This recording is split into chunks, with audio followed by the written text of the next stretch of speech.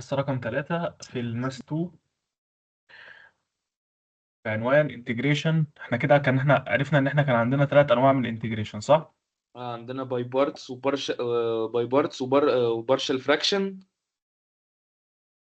ايوه، والسبستيتيوشن. مظبوط كده. يبقى احنا كان عندنا 3 انواع اللي هو باي بارت وبارشال فراكشن، ودول خلاص احنا خلصناهم. ناقصنا بقى النهارده مين؟ السبستيتيوشن. وقلنا السبستيتيوشن فيه نوعين، اول نوع اللي هو النوع الطبيعي النورمال، وتاني نوع اللي هو مين؟ التريج، اللي هو بتاع التراجينومتريك. تمام، اللي هو التعويض المثلثي، وده التعويض الطبيعي. نبدأ بقى هنا نشوف الفكرة بتاعة الانتجريشن باي بارت اللي هو مين؟ اللي هو النورمال، وبعد كده نخش بقى في التريج والمستوى الأعلى شوية. المستوى الطبيعي بيتكلم في إيه؟ بيتكلم اللي أنت بيكون عندك دايما بيكون عندك مشاكل. إيه هي المشاكل؟ إحنا قلنا أصلا بنخش للطرق بتاعة الانتجريشن ديت ليه؟ لما أنا ما بعرفش أحل المسألة بالقوانين العادية اللي إحنا خدناها في أول حصة. طول ما أنا مش عارف أحل المسألة بتاعتي بالقوانين العادية، ومش عارف أحلها باي بارت، ومش عارف أحلها باي بارشل فراكشن، ففكر في مين؟ افكر في السبستيتيوشن. طب قال لك السبستيتيوشن ده بقى ايه هي المشاكل بتاعتنا؟ قال لك المشاكل بتاعتي بتكون لما يكون عندي اول حاجه، لما يكون عندي براكت، والبراكت دوت باور ان. تمام. او لما يكون عندي باور اي، باور حاجه. او لما يبقى عندي داله مثلثيه، اي داله مثلثيه بقى، ساين كوزاين تان زي ما تكون، الزاويه بتاعتها يبقى عندي مشكله في الزاويه، عندي مشكله في الاس، عندي مشكله في اللي جوه الاقواس. رابع حاجة لو أنا مثلا عندي لين، عندي برضو مشكلة في اللي جوه مين؟ اللين، اللي هو مشكلة في الدالة اللي جوه اللين. تمام، دول 4 مشاكل بيقابلوني في مين؟ في التعويض المثلثي، قصدي في التعويض العادي اللي هو النورمال سبستيتيوشن.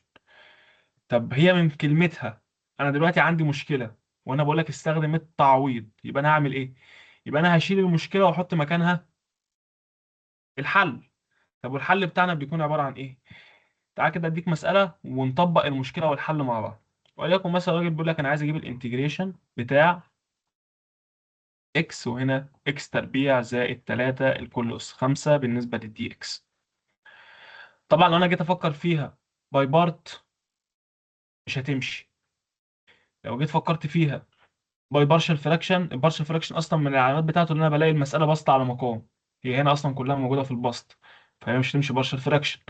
القوانين العادية اللي احنا كنا واخدينها برضه مش هتمشي، فهنا مش هتمشي الا سبستيتيوشن. انا قلت لك من شويه انا عندي مشكله مع مين؟ عندي مشكله مع اللي جوه البراكت، اللي جوه القوس اللي عليه زاويه، قصدي اللي عليه باور. الباور هنا ب5، ايا يكن الباور هنا بكام، انا مشكلتي مع مين؟ مشكلتي مع اللي جوه ده. فانا هروح امسك اللي جوه دوت واروح اعمل سبستيتيوشن، اروح اعمل تعويض. هشيل المشكله واحط مكانها يو. حتى هم في بعض الكتب بيسمي النورمال سبستيتيوشن بحاجه اسمها يو سبستيتيوشن. هو حتى بيسموه كده، اسم الدرس بيسموه يو سبستيتيوشن. ليه؟ عشان انا في كل مره بشيل المشكله واحط مكانها يو، احط مكانها واي، احط مكانها زد. يعني مش لازم اسميها يو، ممكن اسميها اي حرف تاني. بس الفكره اللي انا عايز اقوله ان انا بشيل المشكله واحط مكانها الحل اللي هو مين؟ اليو. دي كده اول خطوه عندك، ان انت عملت ايه؟ اللي انت رحت شلت المشكله وحطيت مكانها حل. تاني خطوة عندك، يبقى دي كده أول خطوة. تاني خطوة عندك اللي أنت بتروح تعمل تفاضل للطرفين، تعمل ديفرنشيشن للطرفين. فأروح أعمل ديفرنشيشن للاتنين، للإكس تربيع هتبقى ب2 إكس، صح؟ ديفرنشيشن للتلاتة بزيرو. بعد ما أنا خلصت الحتة اللي فيها الإكس هقول خلاص يبقى 2 إكس، وأقوم كاتب أقول والله إن الديفرنشيشن ده كان بالنسبة للدي إكس. طب واليو؟ بس يا اخوي اسف اني قطعتك. قول اتفضل. معلش. هسه انا مثلا هون قصدك احنا بننزل الاثنين اللي هي بنزل الديريفاتيف بنزل اللي الأصل. احسن منها. اوكي. واطرح منه واحد، انزل الاثنين واطرح منها واحد تبقى 2 اكس. الثلاث صفر لانه كونستنت نمبر صح؟ بالظبط. 100 تمام. الديريفاتيف بتاع اليو هو واحد، وبعد ما خلصت اليو لازم اقول له دي يو.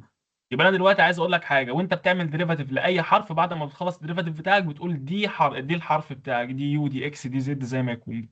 تمام. تالت خطوه انا بكون محتاج اعرف الدي اكس لوحدها بكام، فلما المعادله اللي فوق ديت هقسم على الاثنين اكس عشان اعرف الدي اكس لوحدها بكام، فيبقى دي يو اوفر كام؟ 2 اكس. بس يا حاج انا كده عملت كل الشروط اللي تأهلني ان انا احل المساله دي. اروح اعمل ايه؟ اروح اقول له خلاص بتساوي انتجريشن. انا ما جيتش جنب الاكس دي، خلي في بالك، احطها زي ما هي. امال انا شلت مين؟ انا شلت الاكس تربيع زائد التلاتة وحطيت مكانها يو. خلاص شيلها وحط مكانها يو، بس هنحط يو وهنا كانت الباور بتاعها 5 فيبقى يو اس 5. وخلي في بالك انا برضو شلت الدي اكس وحطيت مكانها دي يو على الاتنين اكس. خلي بالك. فمن هنا كده الاقي ان الاكس راحت مع الاكس، واللي اتبقى لي كام بقى؟ واحد على الاتنين في انتجريشن يو اس 5. طب انا طلعت الواحد على الاثنين ده بره ليه؟ عادي، ما ده كونستانت ممكن ارميه بره الانتجريشن خالص، ما فيش حد يقول لي حاجه يعني. يبقى الانتجريشن اصبح يو اس 5 بالنسبه للدي يو. ده معناه ايه؟ معناه ان انا ممكن ازود على الاس واحد، الانتجريشن بتاع اليو اس 5 هزود على اليو واحد على الباور بتاعها واحد يبقى 6، واقسم على الاس الجديد اللي هو كام؟ 6 زائد الكونستانت بتاعه. يعني بمعنى صح اكني بقول لك يو على اس 6 على 12 زائد مين؟ زائد الثابت، صح؟ بس هنا بقى في لقطه حلوه قوي، ما ينفعش المساله اكون مديها لك في اكس وانت تروح تحط لي الناتج في يو وتسيبه لي وتمشي. لا، انت بس حطيت اليو دوت كحل يحل لك المشكله اللي عندك في المساله، فما ينفعش تسيبه لي. امال بعد ما بخلص انتجريشن وحليت المشكله والمساله حصل لها انتجريشن اشيل اليو واحط مكانها القيمه بتاعتها بالاكس اللي هي الاكس تربيع زائد 3. فهي هتكون اكس تربيع زائد التلاتة الكل أس 6 مقسومة على 12 زائد مين؟ زائد الثابت. كده أنت حليت المسألة وخدت الدرجة النهائية ومشيت كده خطواتك مظبوط. اخوي معلش اسف، واحد 1 اوفر 2 جبناها من الدي يو اوفر 2 اكس. أيوه ماشي، هي دي يو أوفر 2. ما أنا طريقة الإكس مع الإكس أصبح لي دي يو أوفر 2 صح؟ اه اوكي، قسمنا الاكس مع الاكس صفى عنا الدي يو اللي هو اصلا واحد، والاكس مع الاكس راحت ضلت 2. بس طلعت الاتنين بره ديت أصبحت نص عشان هي موجودة في المقام. اه احنا اوكي لما نطلع الاكس بتصير ال2 سوري بتصير 1 اوفر 2. بالظبط. يبقى أنا اوكي كده أصبح لي 1 أوفر 2 انتجريشن يو باور 5 بالنسبة للدي يو. تمام؟ تمام. تعال ناخدك كده مسألة أعلى شوية.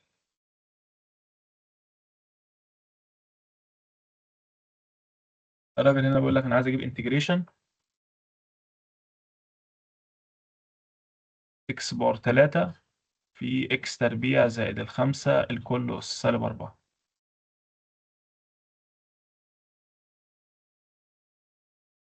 دي إكس. يلا هعمل إيه؟ مشكلتي في اللي جوه البراكت، هروح أشيله وأحط مكانه يو. يبقى يو أو اليو هتساوي إكس تربيع زائد الخمسة. دي كانت أول خطوة. تاني خطوة اللي أنا كنت بروح أعمل ديريفاتيف للطرفين. ديريفاتيف اليو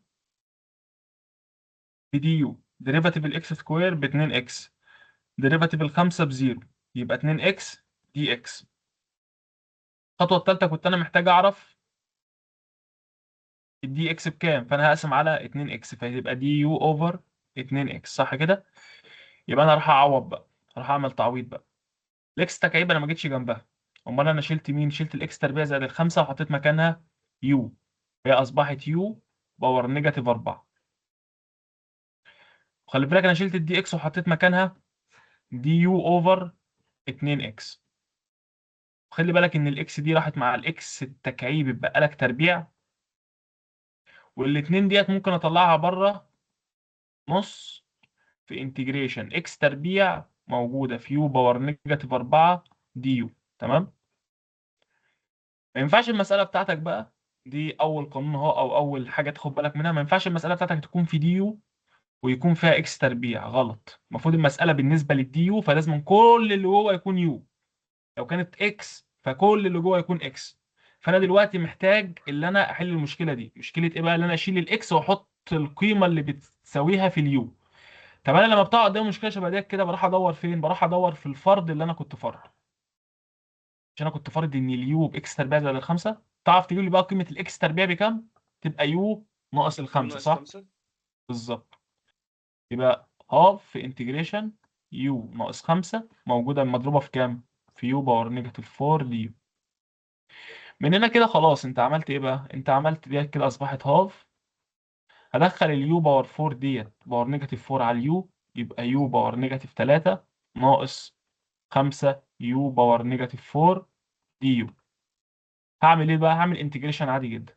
طبعا الهاف ده بره ملوش دعوه، هفتح براكت واقول الانتجريشن بتاع اليو باور نيجاتيف 3 هزود على الاس 1 اصبح يو باور نيجاتيف 2، واقسم على الاس الجديد اللي هو نيجاتيف 2. ماينس 5 يو باور نيجاتيف 3 على نيجاتيف 3 زائد الكونست. يعني بمعنى اصح هتبقى نص، واشيل اليو واحط قيمتها بقى اللي هي كام؟ اكس تربيع زائد الخمسة. اكس تربيع زائد الخمسة الكل باور نيجاتيف 2 على نيجاتيف 2 زائد 5 على 3. ها، اكس تربيع زائد الخمسة الكل باور نيجاتيف 3 زائد مين؟ زائد الثابت، وتكون كده مسألتك خلصت. واضحة؟ واضحه الترتيب هي. مسألة ماشية سلسة جدا ما فيهاش أي حاجة. مم. مسألة تانية، راجل مثلا يجي يقول لك أنا عايز أجيب انتجريشن ل إي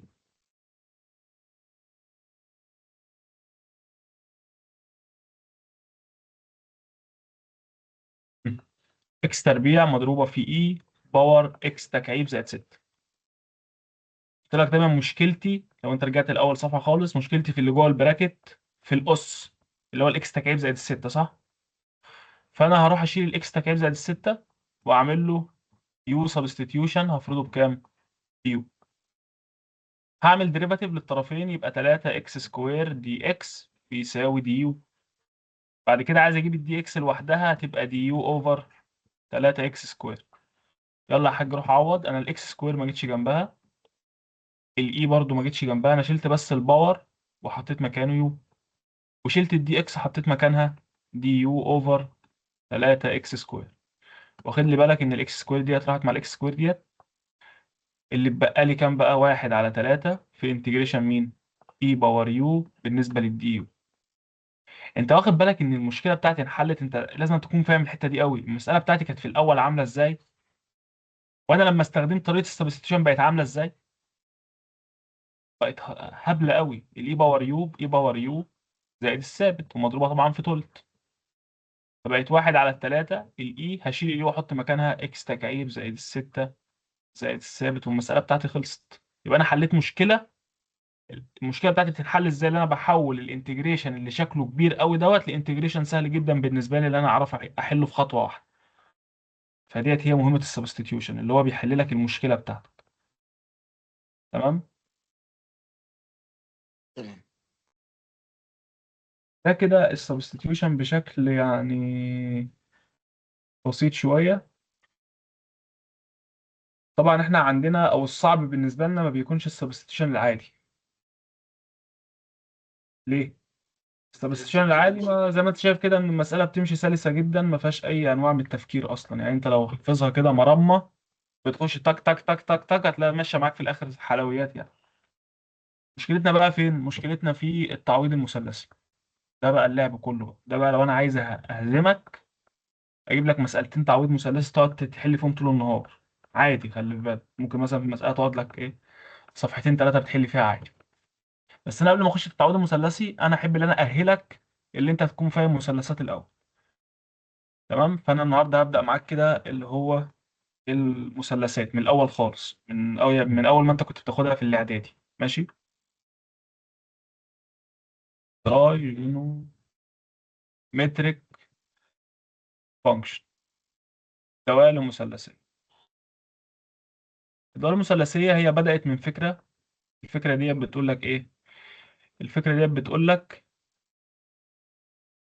اللي احنا كان عندنا مثلث كده، والمثلث دوت لو احنا عارفين ان في زاويه اسمها سيتا هنا كده، فبالنسبة للثيتا الضلع دوت بنسميه عندنا مقابل، والضلع دوت بنسميه عندنا مجاور، والضلع دوت بنسميه عندنا وتر، اللي هو بالنسبة لنا اوبزيت وادجيسنت والوتر واللي بنسميه ايه هايبوتنس. تمام. طبعا لازم أن يكون مثلث قائم. فقال لك اللي احنا عندنا ثلاث دوال مثلثيه اساسيين وثلاثه بنسميهم ثلاثه مقاليب او مقلوبات. قال لك الثلاثه الاساسيين الا وهما الساين والكوزاين والتان.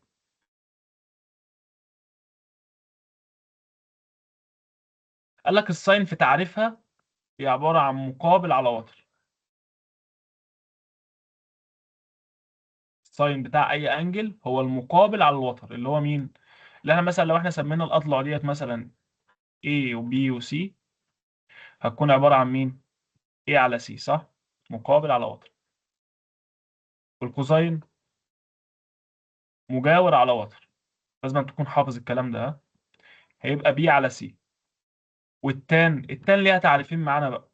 يا اما تقول لي هي عباره عن ساين على كوزاين، ده اول تعريف، او التعريف الثاني اللي هو مقابل على مجاور، اللي هي تكون مين على مين؟ A على B. تمام. دول كده الثلاثه الاساسيين يا شباب، الساين والكوزاين والتان. وعرفنا التعريفات بتاعتهم، ولازم نكون حافظين التعريفات بتاعتهم، خصوصا ان هم سهلين يعني مش حاجه. نيجي بقى نشوف الثلاثه المقاليب، الا وهما مين بقى؟ السك والكوسيك والكوتان. سيك وكوسيك وكوتان. في هنا هنت كده بسيطة تسهيلا للحفظ، اللي بدايتها اس تكون المقلوب بتاعها سي، بدايته سي، يعني السك المقلوب بتاعها كوزاين، هي مقلوب الكوزاين.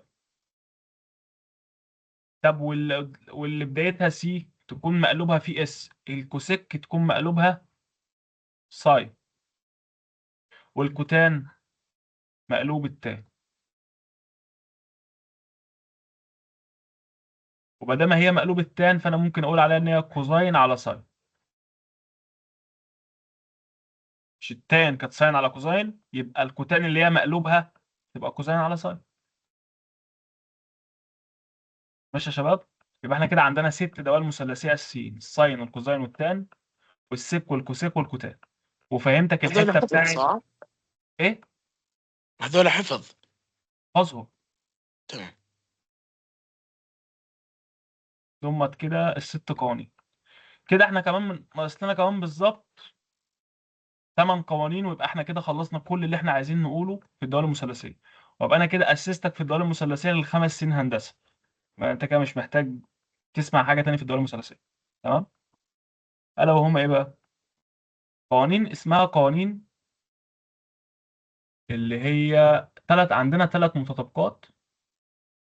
متطابقات اساسيين.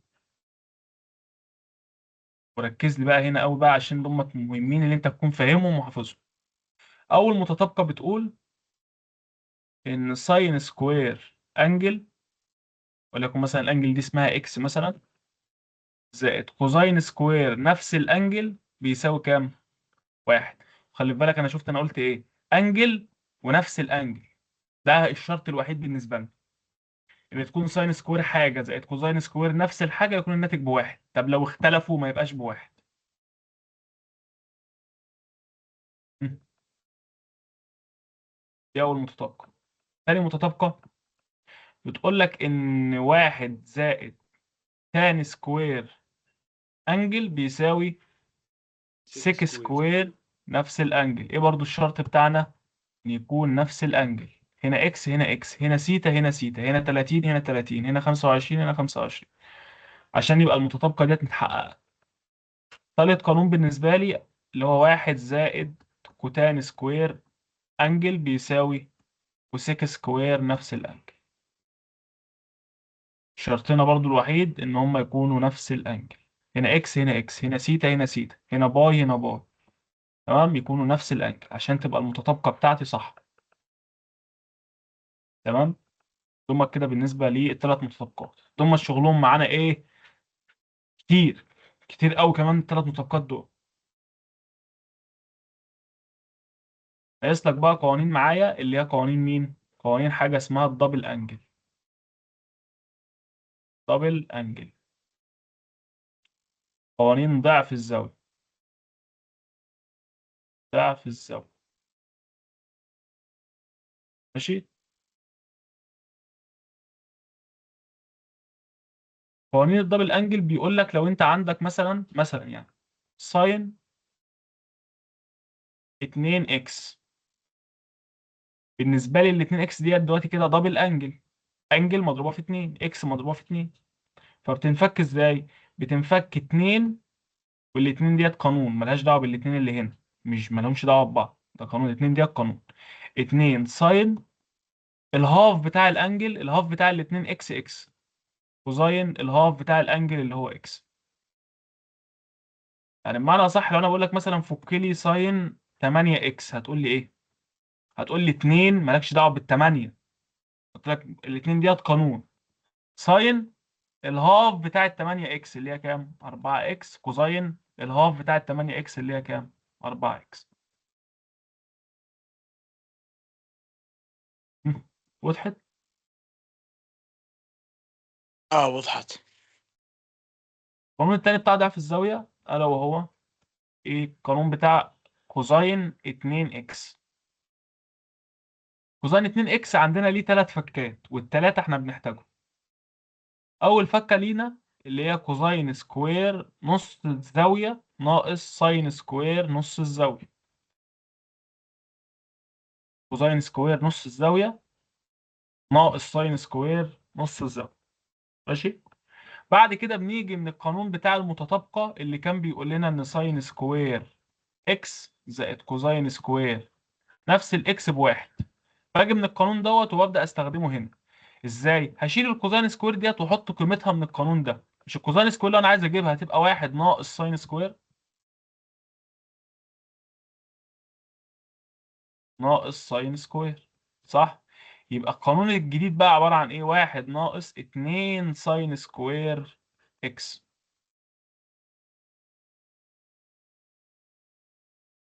ماشي. تمام. ده كده قانون، ده بنحتاجه جدا ده. طب والقانون اللي بعده، اللي انا مش ممكن برضو في نفس القانون اللي فوق ده اشيل بقى الساين سكوير واحط قيمتها؟ الساين سكوير بكام؟ بواحد ناقص كوزاين سكوير، صح؟ فتكون عبارة عن كوزاين سكوير اكس ناقص واحد ناقص كوزاين سكوير اكس. يعني اكني بقول لك هي 2 كوزاين سكوير اكس ناقص الواحد. ده كده القانون التالت. يبقى احنا كده عندنا ثلاث قوانين، واحد اتنين تلاتة. ثلاثة بنحتاجهم كتير جدا يا شباب. اللي انا عايزك تلاحظه ان انا بكون بادئ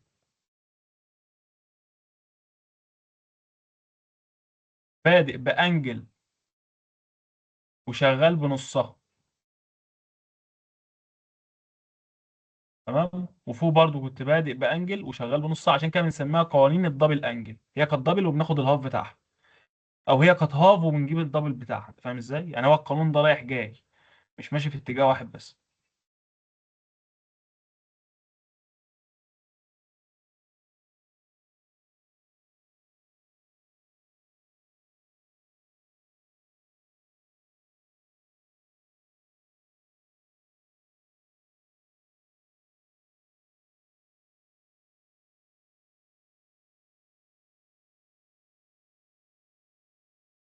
ماشي كده يا شباب ولا ايه؟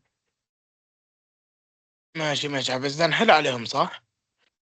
هنحل عليه. تمام يا حبيب قلبي.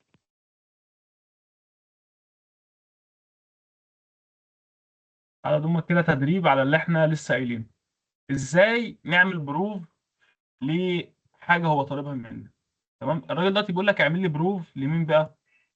اثبت لي ان السك ناقص التان ساين واحد على سك على سك اكس. تمام. فانا دلوقتي عشان اثبت له حاجه هثبتها له ازاي؟ هاخد الجزء اللي هو الشمال دوت واثبت له ان هو بيطلع الواحد على سك، فانا هروح احسب السك اكس ناقص التان اكس ساين اكس المفروض تكون بكام. لو طلع بواحد على سك يبقى انا كده عملت البروف صح. صح كده؟ حد يفكر بقى معايا احنا ممكن نثبت ده ازاي. السك، السك بالنسبه لك مش هي مقلوب مين؟ كوزاين كوزاين. كوزاين صح، عشان هي بدايتها اس يبقى المقلوب بتاعها في سي يبقى كوزاين. حلو. طب والتان مش ساين على كوزاين؟ ساين على كوزاين. والساين اللي هنا ديت مضروبه في ساين صح. يبقى انا دلوقتي ممكن اقول ان هي واحد على كوزاين ناقص ساين سكوير على كوزاين صح. صح. طب مش دلوقتي مش ممكن اعمل توحيد مقام اللي انا اخد الكوزاين كعامل مشترك كده واجمع اللي فوق يبقى واحد ناقص ساين سكوير؟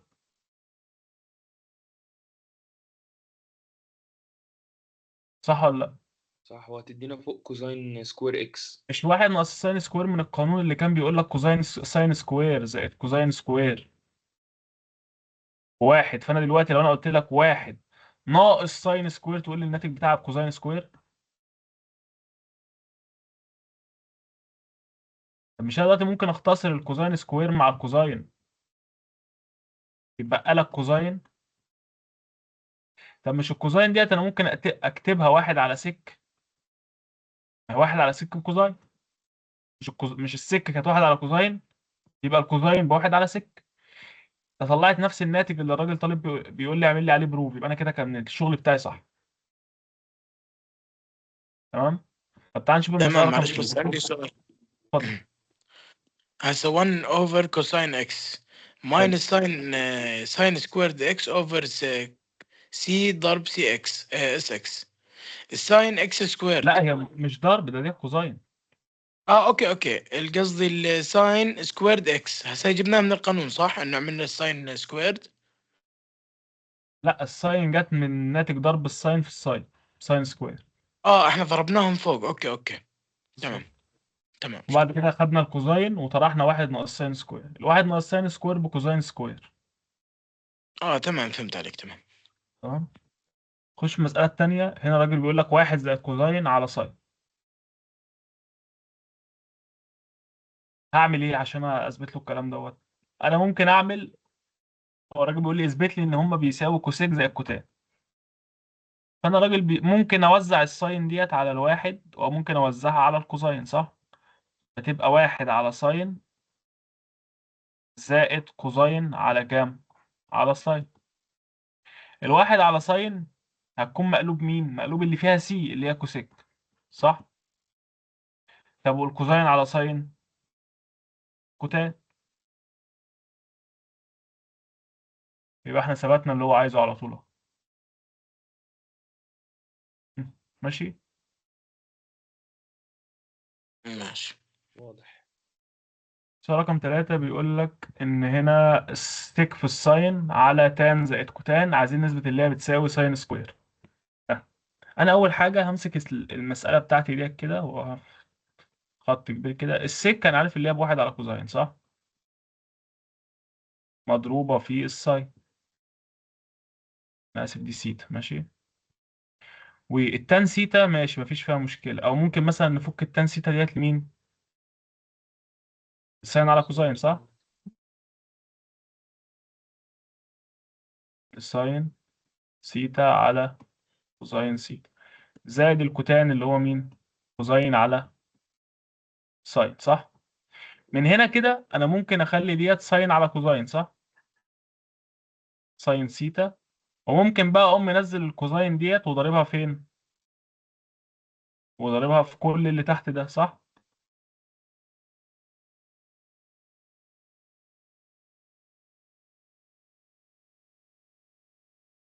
صح كده ولا ايه؟ لو انا دخلت الكوزاين على الكوز كله هلاقي ان الكوزاين دي راحت مع الكوزاين ديت، واللي اتبقى لي هنا طبعا الساين اللي فوق ديت ما حصلش فيها حاجه. اللي اتبقى لي من هنا بقى ساين زائد كوزاين في كوزاين بكوزاين سكوير صح.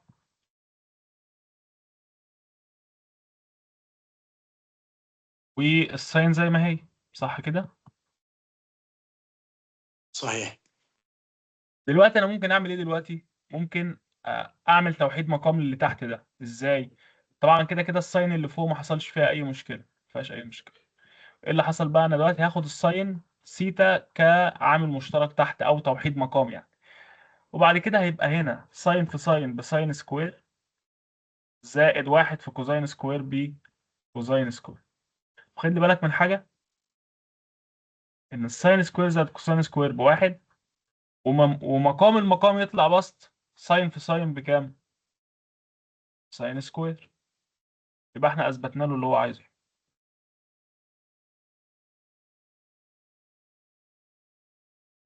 ايه اللي مش واضح؟ ده هسه كله واضح. مية مية. ممكن مثلا ناخد مسألة كمان على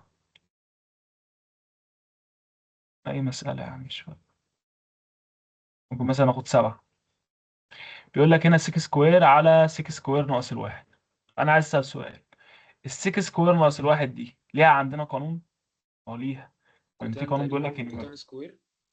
واحد زائد التان سكوير سيتا بيساوي سيك سكوير سيتا. يبقى السيك سكوير ناقص الواحد ب تان سكوير صح؟ ممكن تفك لي السيك سكوير ديت، مش السيك سكوير ديت تكون واحد على كوزين سكوير؟ واحد على كوزين سكوير. طب ممكن تفك لي التان سكوير ديت، هتبقى ساين سكوير على كوزين سكوير. واخد لي بالك من حاجه؟ الكوزين سكوير كوزين راحت مع كوزين سكوير، واللي اتبقى لك في الاخر واحد على ساين سكوير، وانت عارف ان واحد على ساين بي كوسيك سكوير سيتا. وضحت؟ وضحت اه. مسألة تانية. دوت نفس المسائل ولا ايه؟ اه نفس المسائل. ودي بقى طبعا الحلول بتاعتها، طبعا انا بعت لكم الايه الملف دوت بالحلول بتاعته.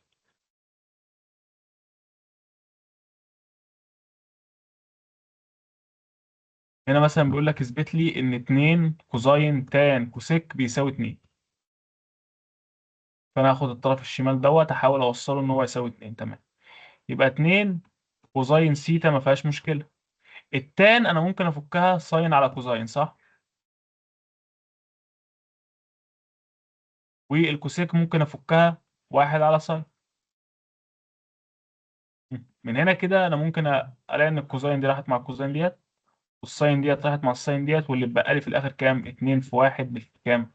ب 2. يبقى انا كده اثبتت له اللي هو عايزه. تمام. المسألة اللي تحتها نفس الفكرة، أنا عايز أثبت إن دوت بيساوي 6 ساين سكوير. هعمل إيه؟ 6 كوزاين ما فيهاش أي فك، واحد على كوزاين ما فيش برضه فك، الكوتان على الكوسيك، الكوتان بكوزاين على ساين صح؟ والكوسيك بواحد على ساين صح؟ من هنا كده لو أنت واخد بالك هلاقي إن الساين راحت مع الساين، واللي اتبقى لي في الآخر كام؟ 6 كوزاين واحد على كوزاين ناقص كوزاين. هيحصل حاجة لو أنت دخلت الكوزاين دي جوه؟ مش هيحصل حاجة. هيبقى كوزاين في واحد على كوزاين بواحد، كوزاين في كوزاين بكوزاين سكوير. طب مش احنا لسه واخدين قانون واحد ناقص كوزاين سكوير بساين سكوير؟ يبقى 6 ساين سكوير. حاسس ان الكلام ضعيف يعني. ملاحظين ده ولا ايه؟ لو انا حافظ القانونين وفاهم مين بيتفك مكان ايه، انا بقيت مجرم في الحتة دي. وصدقني لو انت مجرم في الحتة ديت، انت ريك سبستيشن بالنسبة لك هيبقى تافه جدا يعني. هو بس على الاغلب نحفظ صح؟ اذا حفظناهم انا هي شايف بس تحويل وحفظ. بالظبط، انت بس احفظ لي بس الصفحة ونص دول وافهمهم كويس، واشتغل على الملف اللي انا هبعته لك دوت حل. لو انت حفظت وحليت انا مطمن عليك كده. ممتاز تمام. تمام؟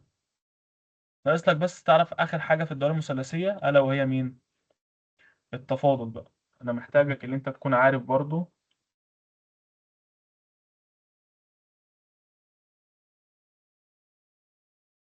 التفاضل. trigonometric function derivatives. انا محتاج برضو ان انت تكون حافظ الكلام دوت، حافظه كويس يعني.